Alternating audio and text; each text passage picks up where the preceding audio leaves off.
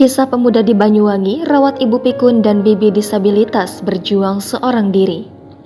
Beredar di media sosial sebuah video memperlihatkan pemuda di Banyuwangi, Jawa Timur berjuang seorang diri merawat dua orang perempuan.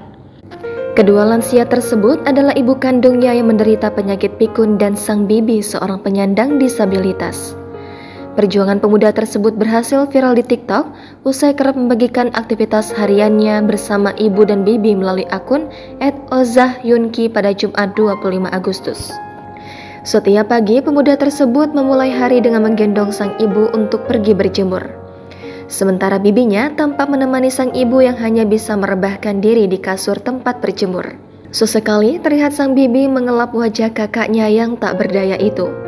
Selain pikun, ibu pemuda tersebut juga mengalami kelumpuhan hingga tak bisa banyak beraktivitas. Sebelum berjemur di depan rumah, pemuda tersebut terlebih dahulu menyiapkan segala keperluan sang ibu, mulai dari alas tempat merebahkan diri hingga minuman.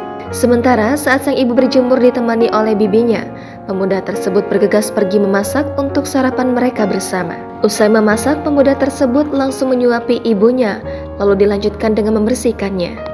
Sementara sang bibi tampak ikut duduk sarapan tak jauh dari mereka. Setelah kebutuhan sang ibu terpenuhi, pemuda tersebut baru pergi sarapan. Hanya tinggal bertiga dengan ibu dan bibinya, diketahui ayah dari pemuda tersebut sudah meninggal dunia. Selain merawat kedua ibu dan bibinya, pemuda tersebut juga pergi bekerja. Keduanya dirawat dengan baik oleh pemuda tersebut meski harus melalui banyak perjuangan seorang diri. Pemuda tersebut pun ramai mendapat dukungan dari warganet yang ikut dibuat haru dengan ketulusannya.